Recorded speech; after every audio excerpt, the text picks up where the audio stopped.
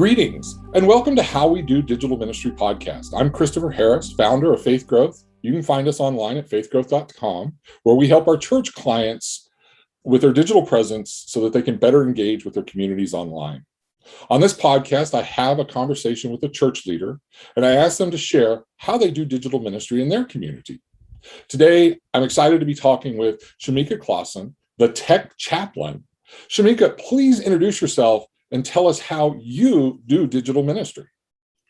Well, thank you so much for having me here, Christopher. My name is Shamika Klassen. I am currently attending CU Boulder as a graduate student in their information science department, studying technology, ethics, and social justice issues.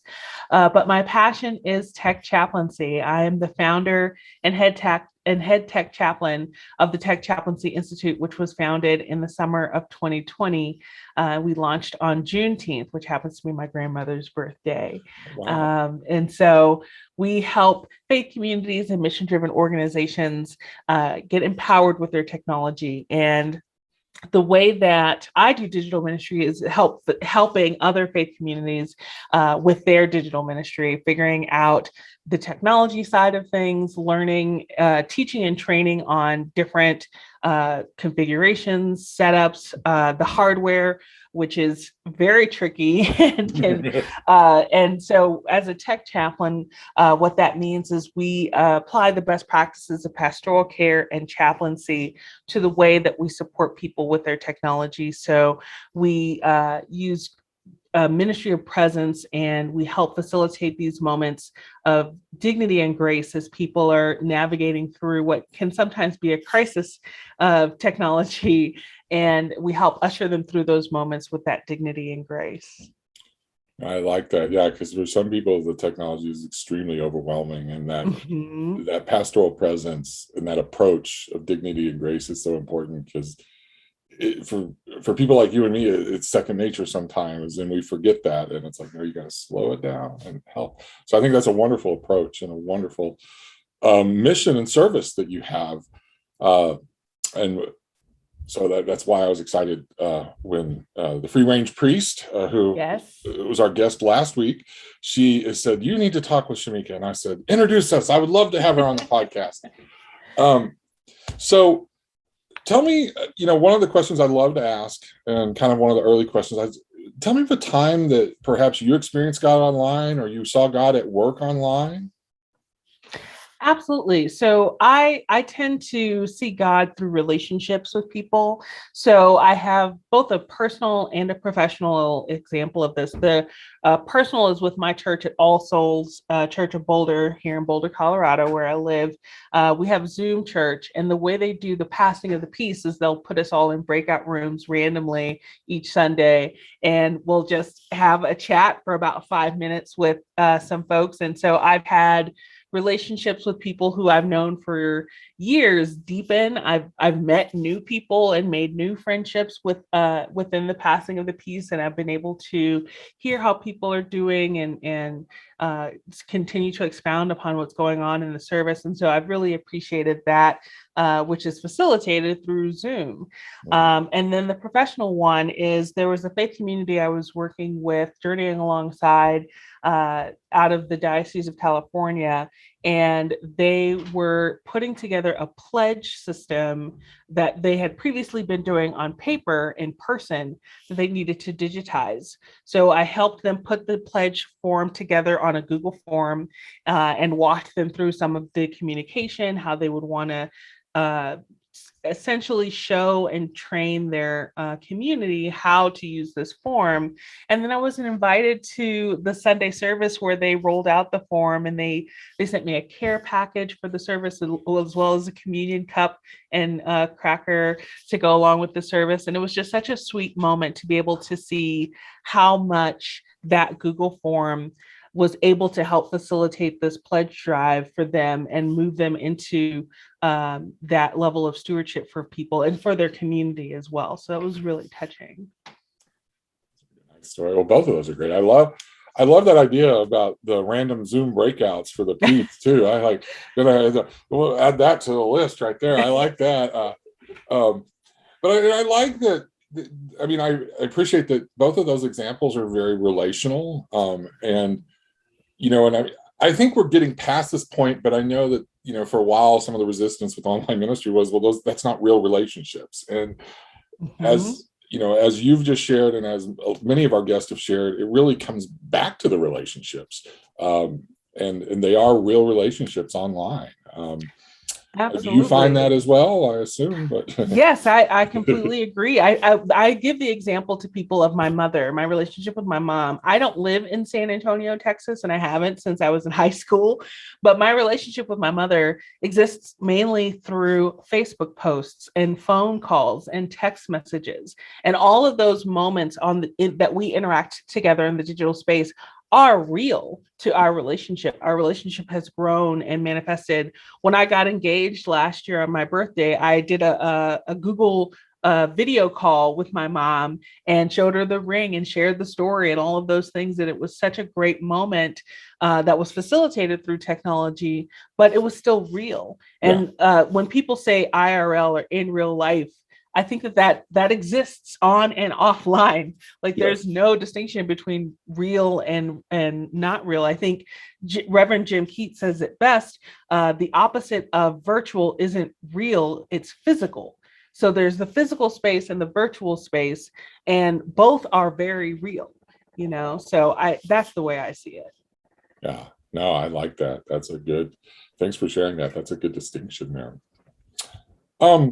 So tell me, in your work, walking along churches and everything, what, right now, kind of what is maybe the number one question you're getting? What is kind of the number one need that you see out there in the summer of 2021 or early fall of 2021?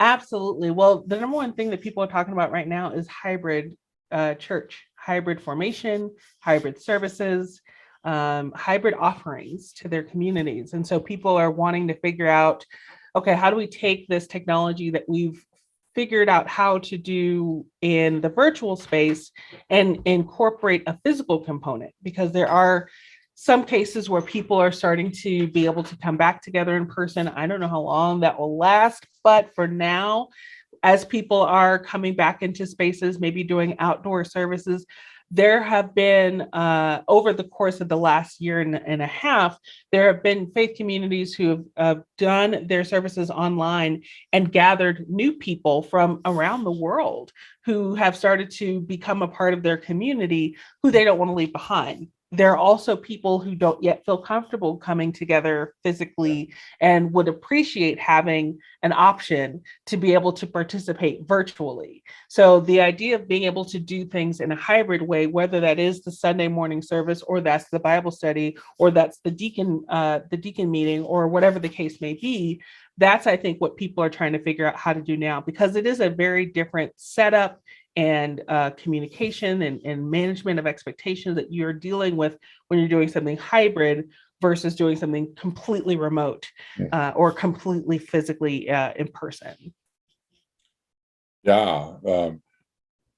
I will say, I've enjoyed a lot of remote formation that people are doing, because right now I've been a part of a Bible study. I mean, we don't go every week. We're kind of like a month or two on and then take a month or two off. But this last year, I've been involved in this Bible study on Zoom. And it's the greatest thing, because I guarantee you I would not be going to Bible study right now if I had to get in the car and drive, to the building or whatnot. So I've really enjoyed.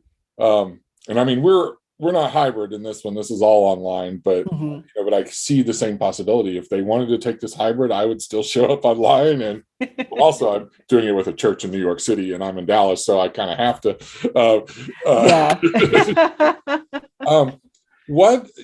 So hybrid is the big thing everybody's trying to get their head around. What is maybe your one tip, or just your best advice on as you're starting to structure hybrid? Yeah, well, I think that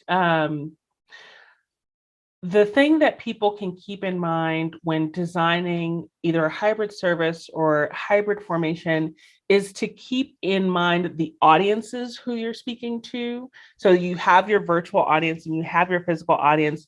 What are their needs? How can they be heard and seen, both literally and figuratively, in the space? And thinking about, for example, if you're doing hybrid services and you are leading the worship, you'll want to welcome everyone, both those who are watching now and later, as well as everyone here present with us today physically. Like being able to name and recognize and factor in the different elements of people who are participating, and then also think about what kind of participation you want folks to be able to have. So if they are a part of the virtual audience and this is a service, can they send in prayers that will be read aloud or factored into the service somehow? Or how does that work? And what are the touch points that people have to be able to engage during that time? And being able to manage those expectations, as I mentioned before. I think that's important, really engaging those audiences. I started working with the church in 2012 to help them live stream. And we were at that time very much just putting the cameras in the back. And and then after a few months, we did say, hey, Pastor, you probably should greet the camera at one point in time.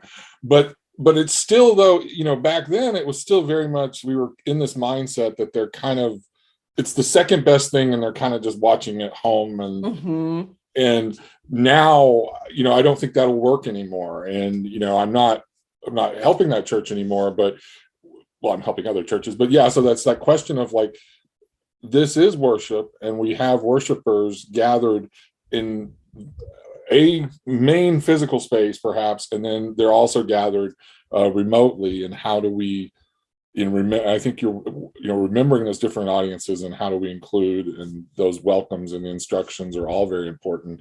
We can't just do what we did in 2012 and basically the service kept going the way it was always going and we just threw a camera up basically. Right. And I think the other thing that's important here to think about is we have had centuries worth of time to cultivate the practices, traditions, and ways of liturgy that we have used up till today. And so we've only had a couple of decades, maybe, to incorporate technology into our liturgy. And so if you think of how you can position your mindset, I guess, towards the technology in a way that brings it into what you're doing, that can make the difference between church online and online church. So church online is just taking what you're doing offline and putting it online. Like it's the location of where service is happening.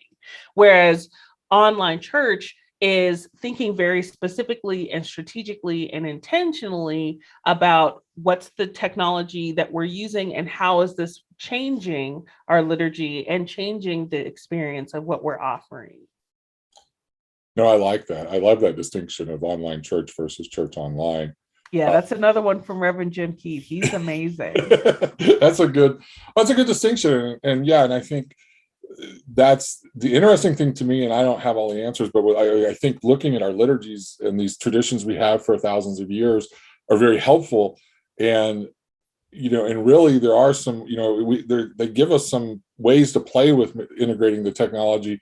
We just have to remember, we just have to kind of go out of our comfort zone a little bit. Like we've just always done it this way for the last 20, 30, 50, 100 years. And so that's familiar. And so now it's like this new actor that we need to include the technology, which is ultimately, it's the people that are experiencing the worship that way, or formation or, whatever hybrid event. And I actually think because our liturgies are so full of movement and that, they're really not that static. We might have made them static because we're just too used to them, but there's really this big movement in there. And I don't know all the answers yet, but I just see so much potential for us to get creative with taking this historic and beginning to integrate the technology more. I don't know. That's what excites me. Not really a question there, more of a statement, but any thoughts? Yeah. I think that's where it gets exciting. And I think there are some people who they see technology and because of maybe fear or anxiety or their own thinking about how technology relates to theology and digital spaces and or sacred spaces, rather, that there isn't that seeing it as an opportunity to really elevate and change and pivot and sort of affect how we're doing things in a way that is contemporary and modern, that also honors where we've been, and all of these different pieces still coming into play, but maybe just in a slightly different way. And if you were to, and this is advice that we give to people as tech chaplains who are thinking about how to either switch over to hybrid, or when people were thinking about doing their services and whatnot, all virtually, is to write down what you're currently doing liturgy wise from beginning to end, and take each step and start to think through, okay, what is this going to look like if we do this virtually? What is this going to look like if we do this in a hybrid mode? And how does it need to change? Or how can it change to better fit that model in that space? So it is an invitation, I think, for us, and it's one that doesn't have to necessarily be taken begrudgingly, but instead as an opportunity.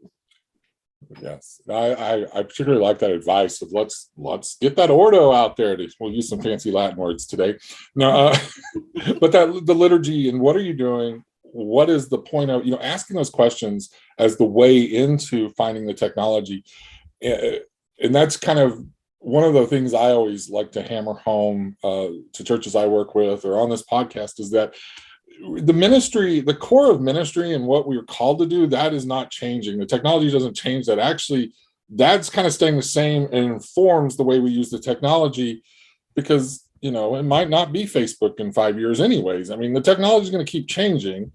And so I hope it's a message of hope to our listeners that, fundamentally, you kind of already know, that we have the foundation is the same. What you learned in seminary, what about ministry and worship, it's all kind of the same. We just have a new conversation partner, a new dance partner, if you will, kind of thinking of a Holy Spirit image there, that we have this opportunity to engage so that we can connect in new and more and powerful ways for people.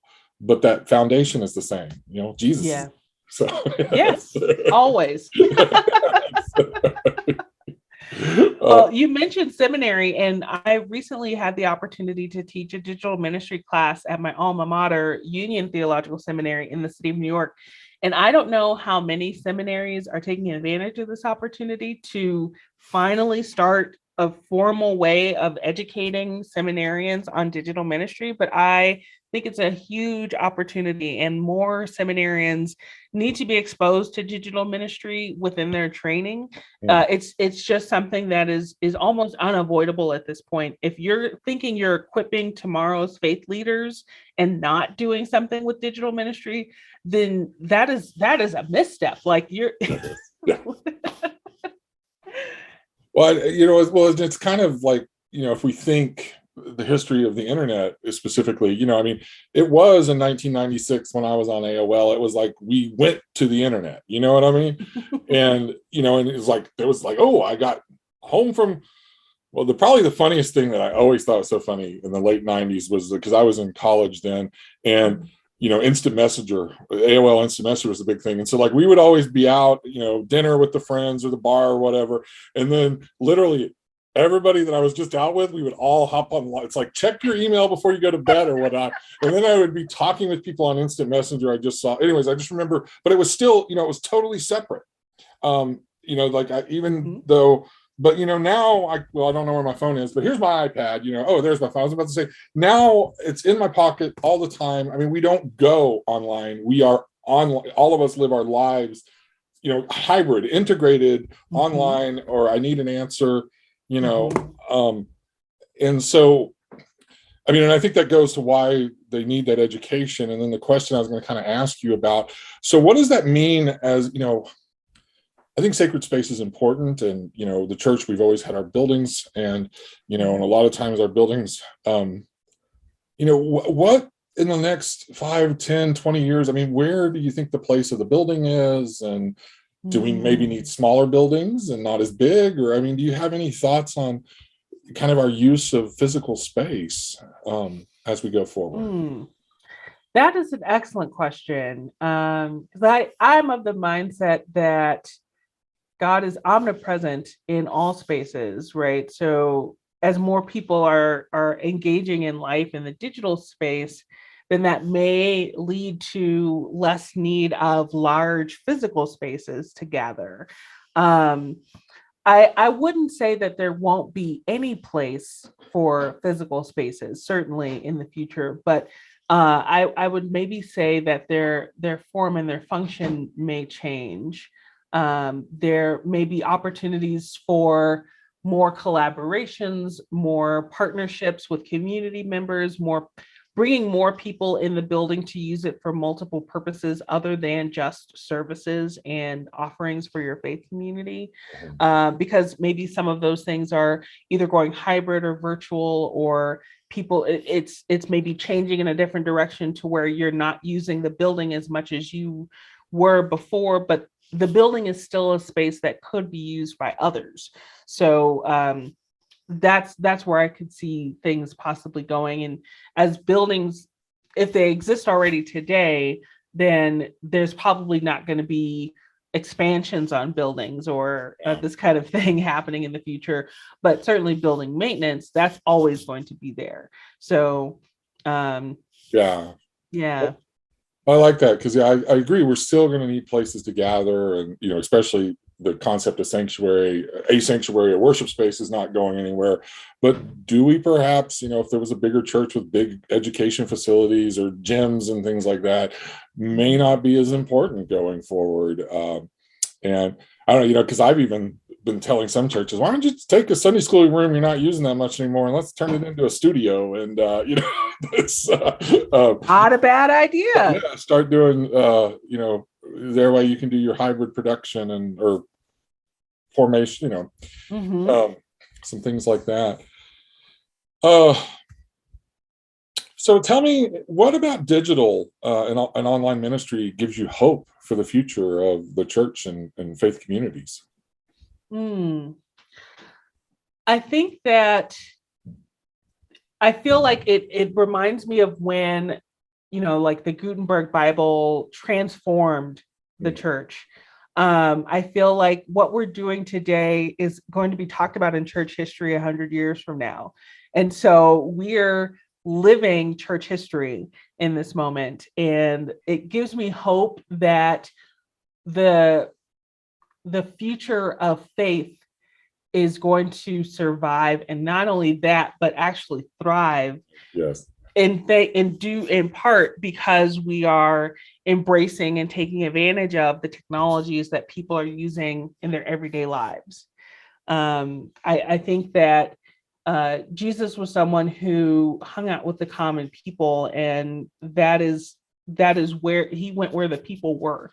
And the people are in the digital space and using different technologies. So to see that embraced gives me hope for the future of faith. I think that's a good point. And I like your description of we're the church history that's going to be taught in 100 years. That's what we're creating right now. And I like that. And